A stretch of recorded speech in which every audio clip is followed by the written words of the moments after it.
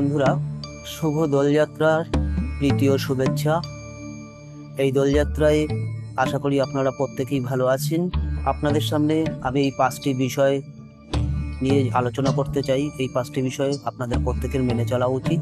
গুরুত্বপূর্ণ বিষয়গুলির মধ্যে প্রথম বিষয়টি হলো, আপনি যখন সকালবেলা ঘুম থেকে উঠছেন, আপনার নিজের হাত আপনি নিজে দেখবেন।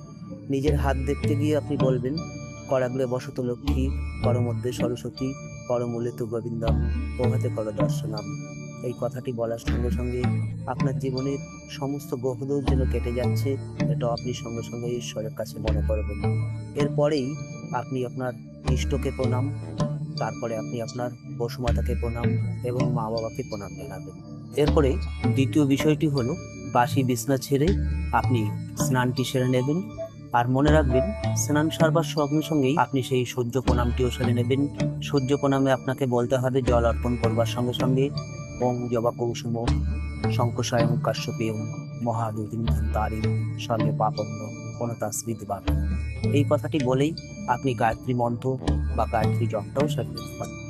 তৃতীয় নম্বরের গুরুত্বপূর্ণ বিষয়টি হলো, সূর্য স্নান সারবার পরেই আপনাকে ঠাকুর ঘরে যেতে হবে।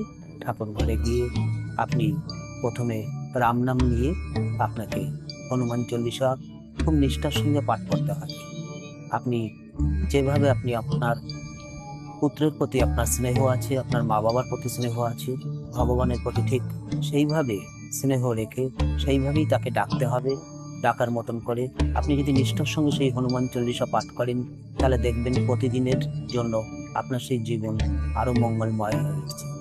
আর দর্শকবৃন্দ, আপনারা প্রত্যেকেই এই হনুমান চল্লিশা পাঠের সঙ্গে সঙ্গে প্রত্যেকেই উপকার পাবেন। চতুর্থ গুরুত্বপূর্ণ বিষয়টি হলো, আপনি বাড়ি থেকে যখন কর্মের উদ্দেশ্যে বেরোচ্ছেন, তখন আপনাকে সবসময় কিছু না কিছু খেয়ে আপনাকে বেরোতে হবে। বিস্কুট হোক, কিছু মুখে দিয়ে তারপর আপনি যখন ঘর থেকে আপনি পা ফেললেন, তখন সঙ্গে সঙ্গে আপনি ডান পাটা ফেলবেন।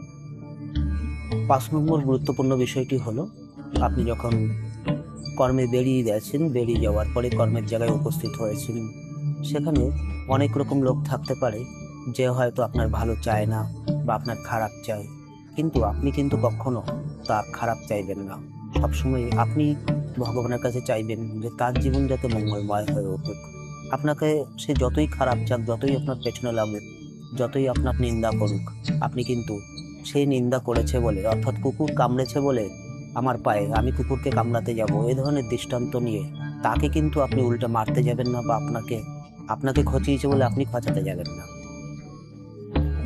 বন্ধুরা, আপনাদের সামনে এতক্ষণ যে 5টি বিষয় নিয়ে আলোচনা করা হলো, আপনারা এই 5টি বিষয়ের মধ্যে যতটুকু সম্ভব আপনারা পারলে 3টি বিষয়ও আপনারা করার চেষ্টা করবেন।